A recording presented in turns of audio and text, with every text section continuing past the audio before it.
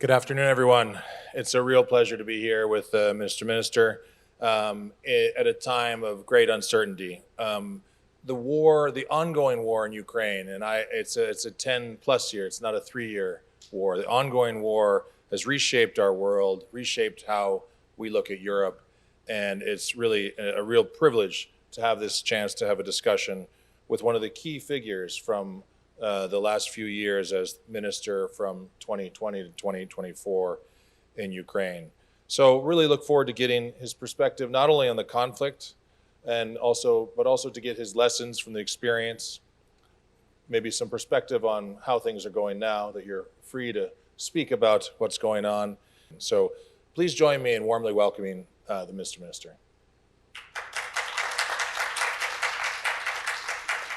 Before I turn the mic over and get into the conversation, I just want to take my hat off to you, Mr. Minister, and to the Ukrainian people who stood up in the winter of 2013-14 and have been standing up every day since then to Russia, to the aggression, not just for sovereignty and freedom of Ukraine, but I would say for the values of the West, for Europe, and for the United States. So I just want to say it's a real honor to be able to thank you and on your behalf, the Ukrainian people for all they've been doing.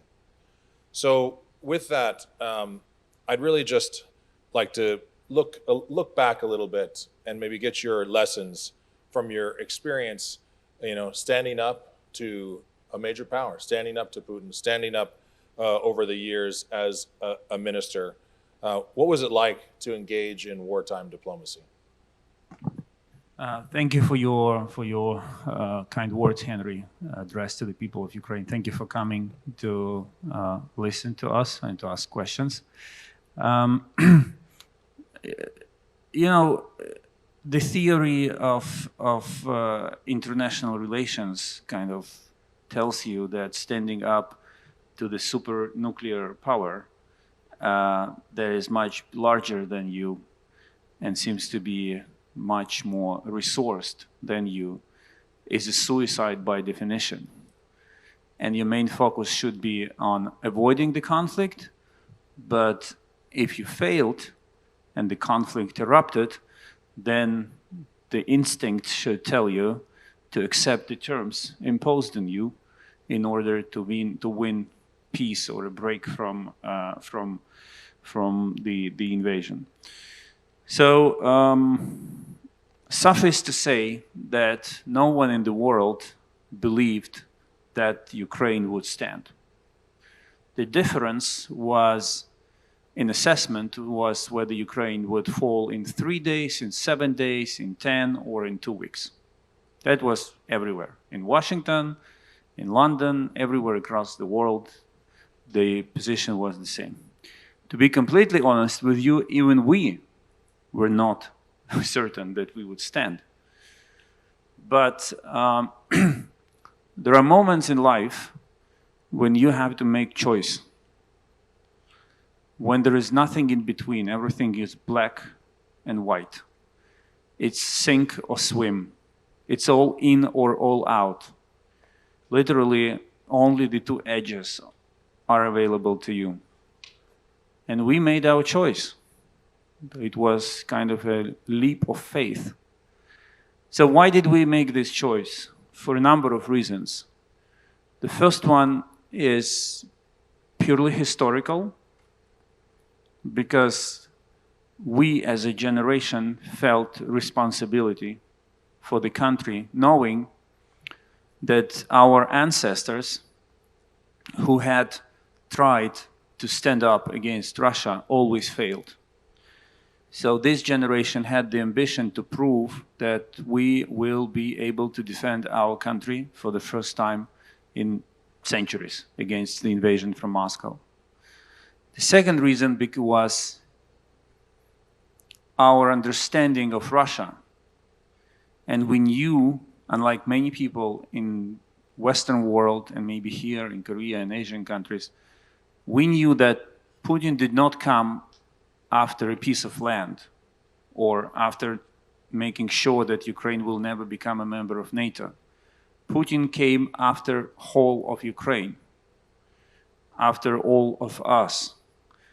So our understanding of compromise was very different from the same understanding among our friends. They were like saying, make concession and he will stop. And we were saying, he won't. We may make concessions, but everything we know about him is that he's not going to stop. Because you do not wake up in the morning and you say, I'm going to wage war against Ukraine, right? It's a process. He came to this conclusion. He understood the risks and what the war would potentially mean to him. So he was ready to bear the consequences. And the third reason why we picked up the fight was something that Henry already alluded to. This war did not start in 2022. It started in 2014, and we knew one thing, that if all the right elements are in place, we can defeat Russia in battles. We have that capability, and we have the will to fight. The open question remains whether we are able to win Russia in wars, not just in specific battles. And history will give an answer to that question as well. Thank you for that. That's really helpful to kind of understand where you're coming from and how you got here. I think I'm certainly curious, and I think folks are curious to get your perspective on the Trump-Putin meeting recently in Alaska. You talked about Putin's goal to take all of Ukraine. You're seeing conversations about how an end state should look, what a peace should look like, and that certainly was what Alaska was about. How do you understand that conversation, and how do you see diplomacy going forward? Again, going off the battlefield and into the diplomatic arena, and how does this evolve, and how does Ukraine get back into the conversation? So let me try to explain something important by bringing it closer to where we currently are. And if you disagree with me, please feel free. I'm always happy to correct my mistakes, but that does not happen too often.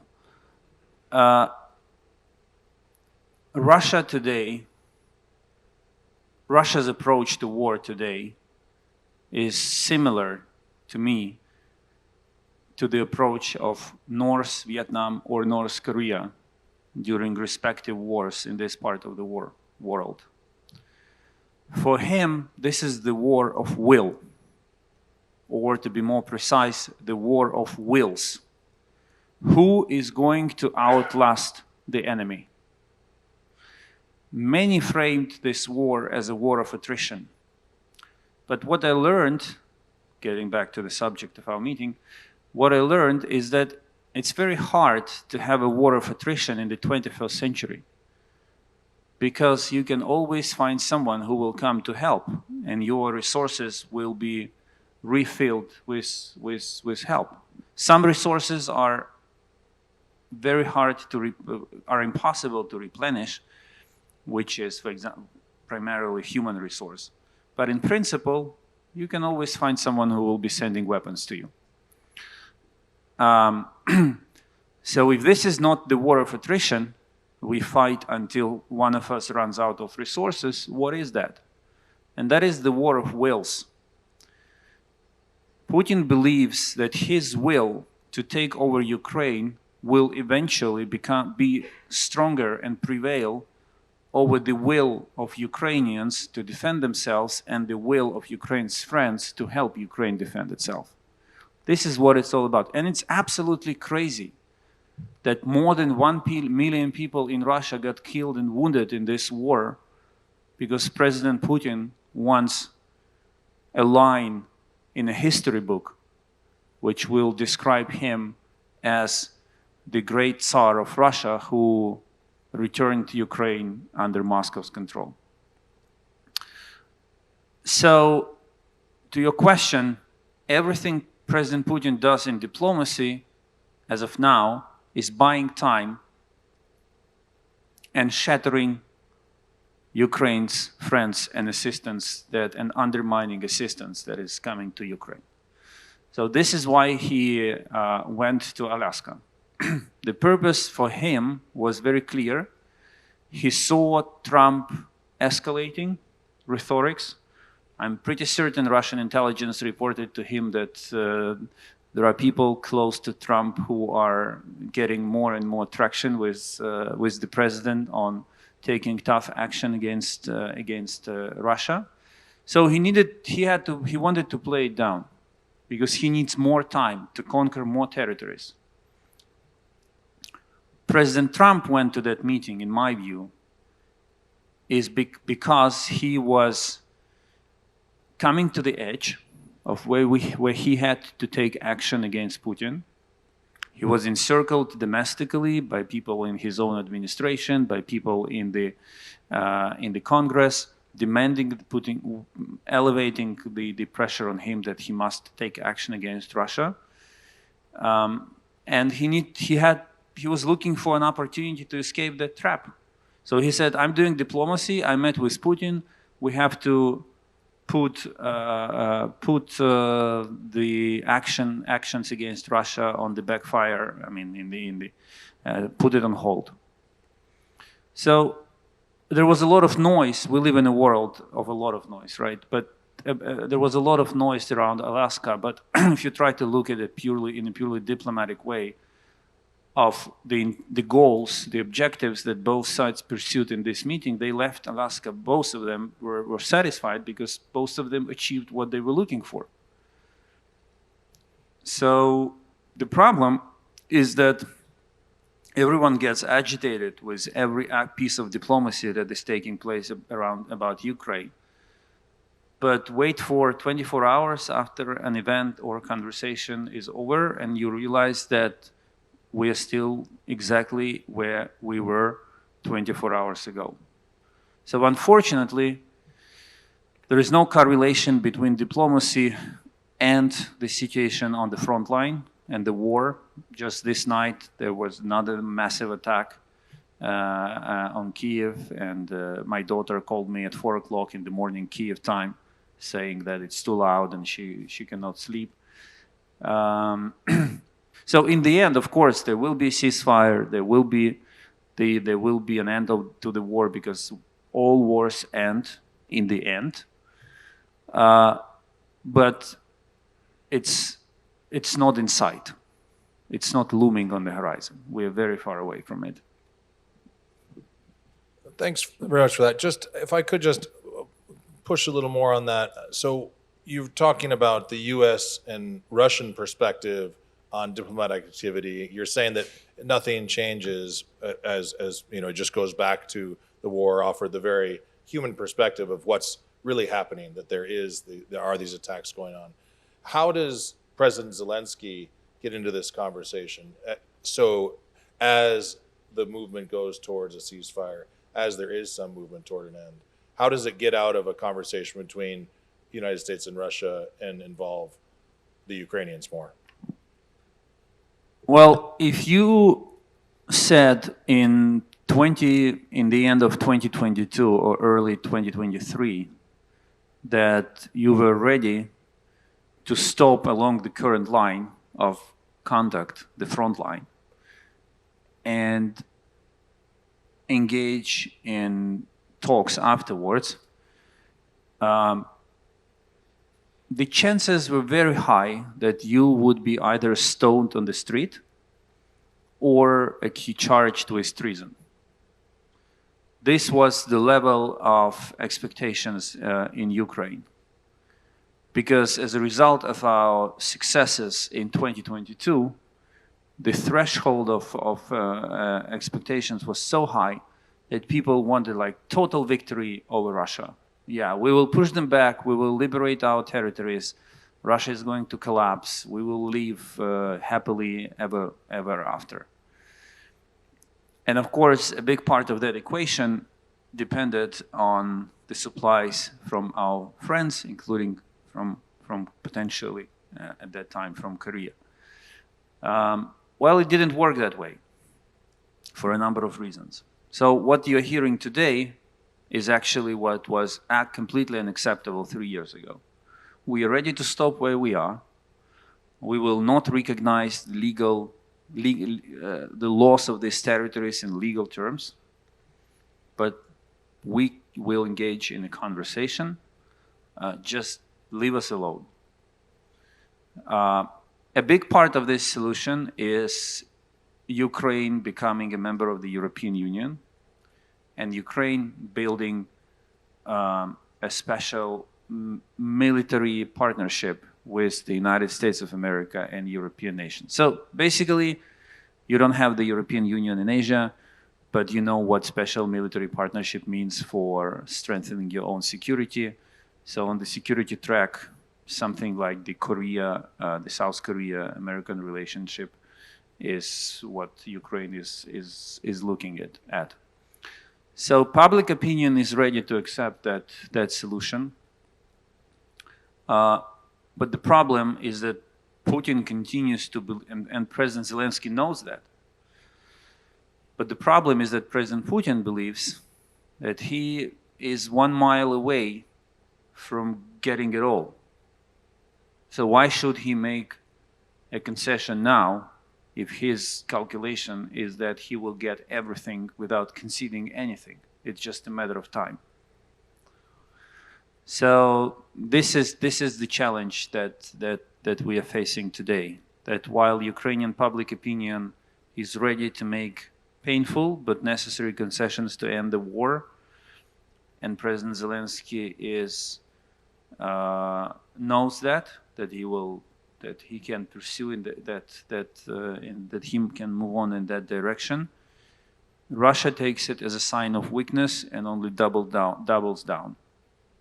Just today, there were Russian drones that went into Poland.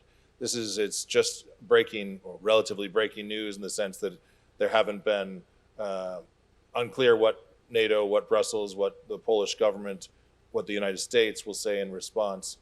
Could you maybe just tell folks what you think is happening and what you hope could happen from the European perspective and from the United States? What are you hoping that from the Ukraine to see from your partners and friends? So in Europe, many nations still view the war as a moment when an army of invaders crosses the border and advances deep into the heartland. And I spent this year teaching and traveling and speaking in Europe, in many European countries, and I was telling them the same thing, that war is not going to start the way you think.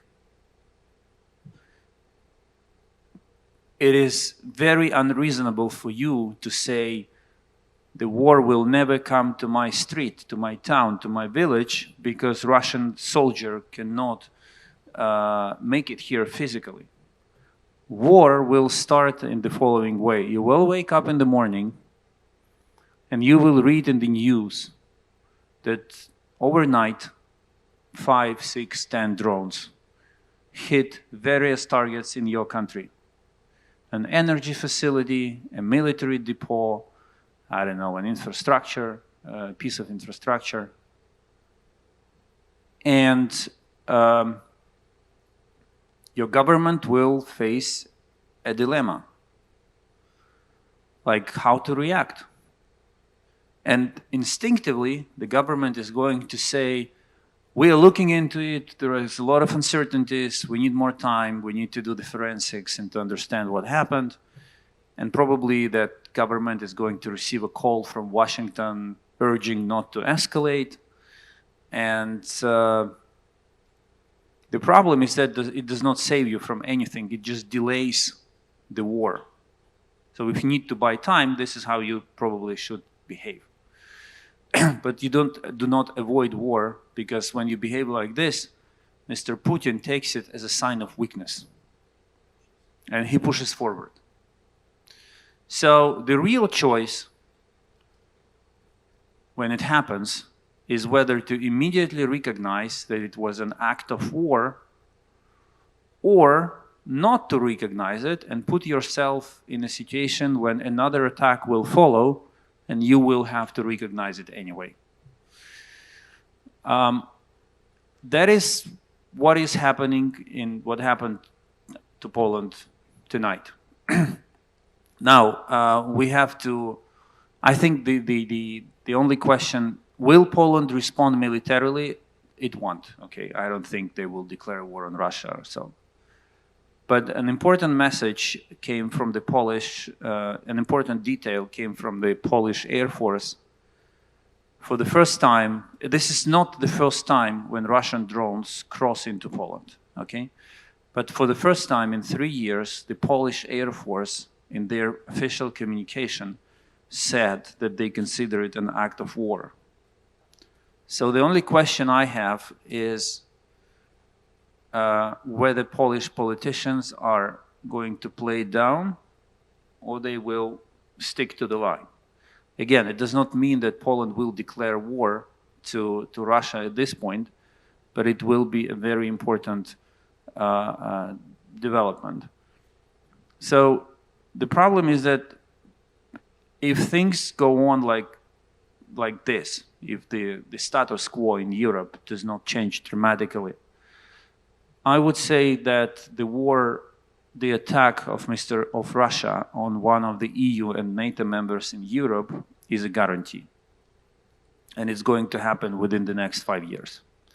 Why within 5 years? Because Europe is rearming itself, and their program of rearmament is scheduled until 2030 and will probably be extended afterwards.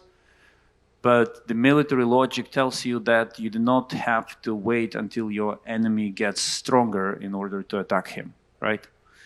So this is the reality in Iran. So do not get surprised if one day you wake up in Seoul and read the news about the Russian attack on a NATO country in Europe. We are, to my deepest regret, we are moving in that direction. That's a tough message, but thanks for that. Maybe change topic before looking to you for the audience for some questions. And the change of topic is another form of warfare, perhaps, that you've written a lot about. It's disinformation. And, you know, you've beyond reacting, so I'd like to get your views on that, beyond reacting to disinformation and just batting down the false narratives that are coming out, you know, what are some effective strategies that you put into place that were able to be effective to keep Ukraine resilient from the disinformation attacks, which are really acts of war from Russia, in addition to the physical war? So let me share one observation with you first. Unfortunately, you do not. In some cases, you do not need disinformation attack to lose your cause and not being able to defend yourself. And unfortunately, it is even more unfortunate that it mostly applies to wealthy countries. So the instinct tells you that the wealthier you are, the more protective of your wealth you become, right? But the reality is exactly the opposite. The wealthier the country is, the more reluctant its citizens are to defend the country. This is what we observe in Germany, for example, that has embarked on the biggest program of military rearmament since the Second World War, since pre-Second World War times, to the extent that even President Macron of France made a joke that Germany is rearming again, but this is the first time France is not worried. But Germans realize that they will have more tanks and planes and ships than the crewmen to drive them. Because German society is psychologically unprepared for the war. So you do not even need to attack them with disinformation in order to demotivate them from defending their country, because they're already there. And of course, if you listen to a German officials whom I highly respect, they will tell you that they're taking measures and that there are history lessons that needs to be taken into account. All of this will be true, but the fact is that the war does not wait for you to learn your history lessons. When the war comes, as I said, you are either in or out. And in the first 3 months of the war, what matters is the will of your nation to fight, of your citizens. If you do not demonstrate that will in the first 3 months, your cause is most probably lost. But after the first 3 months of the war, the will of the people to fight becomes less important, but it gets more ugly, because what really matters is the ability of the state to incentivize and coerce citizens into the war, which will be a big issue for democracies, of course. So when it comes to disinformation, the main message that the country that wants to attack you, the main two messages that the country that wants to attack you is going to spread is, first, it doesn't make sense to resist. And second, they will focus on the issues which are directly unrelated to the war, but which are dividing your society. Politics, I don't know, corruption, any societal issue that bothers you, they will stick their finger into your wound and will start tearing it apart. The goal is to polarize. The goal is to divide, is to make you weaker, to shift focus from the war to domestic issues, from the need to defend your country from domestic issues to domestic issues. 3 days before the invasion began, I was traveling as foreign minister, but I was on Messenger with my son, who was 14 years old back then. And he told me, something strange is, and he texted to me, Dad, something weird is happening on TikTok. Because that's where they all are, right? On TikTok. And I said, what? What is going on? He said, TikTok is full, literally, is flooded with all kinds of messages, videos about the invincibility of the Red Army, the Soviet Union Army, and the Russian Army. There is nothing about Ukraine in it, not a single word. It's just glorifying the heroism and invincibility of the Red Army. It's a very uncommon subject for TikTok, right? That's not exactly what this social platform is famous for. But it was a deliberate flooding to disincentivize you, to demoralize you. Like, we're going to win anyway. Why try to resist you? Even now, Ukraine is suffering enormously from the situation that I mentioned from the second case, when we're a democratic society, right? We talk, we make arguments, we fight, not as much as we did before the war. We consume freedom of speech in a more responsible way now, but still, we are a democracy. So every time there is an issue, Russian bloggers, Russian channels on Telegram are there, Russian bot farms with comments. And of course, the most dividing issue today, after 3 years of war in Ukraine, is mobilization. And they are working really hard to represent mobilization as a crime of the state against a human being. So what do you do with that? You cannot remain entirely liberal while fighting against disinformation of that kind. So when it comes to defending your national security, you have to be tough. You have to shut down media. You have to take down bloggers from and accounts from social media. you have to build a wall. It's extremely difficult in the 21st century, but I think specifically for Korea, when nation still remembers its history and lives next to a very perilous neighbor, that is possible, and you have to act in a responsible way.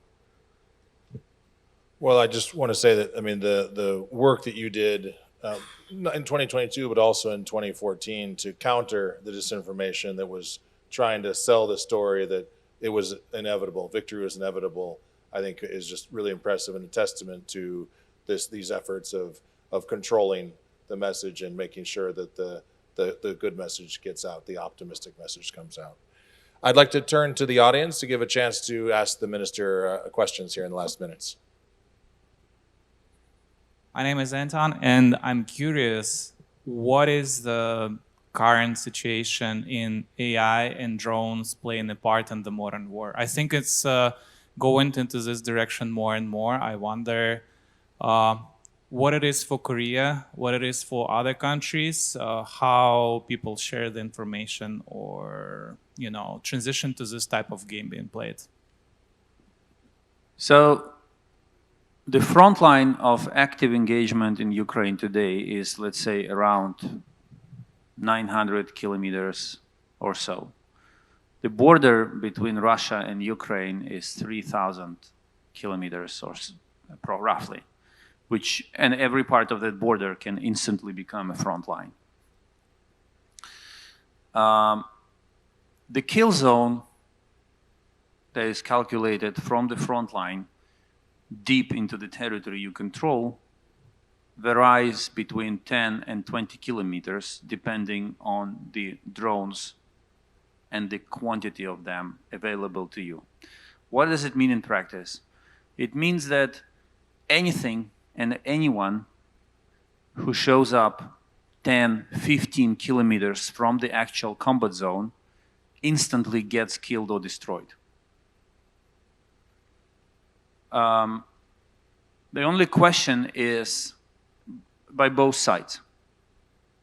If you follow the war in Ukraine, you may have seen already unimaginable videos of a road covered with a net. So there is a road like you drive your car on, and there are piles every 50 meters installed along the road for thousands of kilometers, and a very simple fish net is stretched above the road. Very simple prehistoric technology. And the purpose of that is very simple, because the drone will explode before hitting the car after getting in contact with the net. But can you imagine highways covered with webs, with fish webs across the country? That's very difficult, but look it up and you will see it is already the case in Ukraine. So when it comes to drones, the only question is how deep their reach out will be, because it will paralyze economic activity. You simply cannot live in a place within access of a frontline drone. I'm not now talking about drones like Shaheds, like the ones that attack Kyiv and other cities. This is a different story. So what happens when both sides will effectively create a demilitarized zone by establishing 100% control over what is happening in that territory, and how deep that will get? This is the most tricky question about the development. Second, there are only two big issues in drone industry when it comes to the front line, when it comes to the real war. It's autonomy, and many think of autonomy in terms of drone not being piloted by someone, but autonomy primarily addresses the question of drones operation and precision in GPS-denied environment. So how do you actually make the drone reach the target when it's jammed? The efficiency rate of drones, you hear a lot about drone war, but the efficiency rate of drones is about 10%, which means out of every 10 drones you send to hit the target, only one makes it. And autonomy is fundamental to resolve this problem and increase efficiency. And the second fundamental problem in drone industry is propulsion. So how do you make it fly faster and longer? And both of these problems will be resolved, which means that no one, nowhere will feel safe. It's just a matter of time. And not allowing this mutual self-destruction will be an issue of political arrangement. Putin is destroying our electricity plants and cities.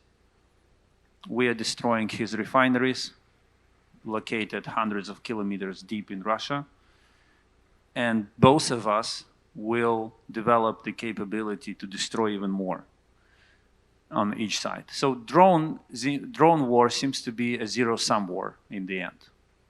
Of course, if you have the equivalent number of if you have capabilities equivalent to the ones of your enemy. But AI, autonomy and propulsion.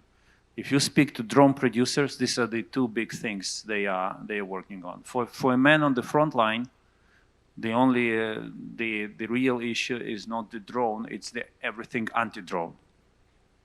And this is the third big subject. Everyone is talking about drones, but actually the demand for anti-drone solution is even higher today than the demand for drone solutions. Thank you very much for that. Before we wrap up, I really liked you were talking earlier a little about optimism, and I've heard you speak previously about your views on pessimism and your quote from Eisenhower. I'm wondering if you could maybe end and tell folks a little bit about how you feel about pessimism and how you keep optimistic in light of all of these. You painted a pretty bleak picture of what's going on, of the new types of warfare, what's at stake. Can you maybe end on an optimistic note? Easy. When the war started, and it was pretty tough, so you can imagine. You are attacked by a country like Russia. No one believes in you. You're my family. I evacuated my family, but I stayed in Ukraine doing my job. You need a source of inspiration, right? You need something that will cheer you up. And somehow, it's not that I was deliberately looking for that, but somehow two quotes ended up in my notes on smartphone, iPhone. I was reading different things and I just bumped into them. So, and the first one comes from General Eisenhower, and the President of the United States, who said, "Pessimists never won a war." So it doesn't matter how bad the situation is, you have to be an optimist. But I also believe that you have to be reality-based optimist. So to make the right decisions, you have to understand the things right. And the second quote is attributed to John Lennon, although I'm not sure he actually said it. I think John Lennon is the second most misquoted person in the world after Winston Churchill. But I loved the line. In the end, everything will be fine. And if it is not the end, if it is not fine, then this is not the end. Well, thanks a lot for that. I think that's a great way to end, and I just want to thank you very much for this conversation, and give a warm round of applause.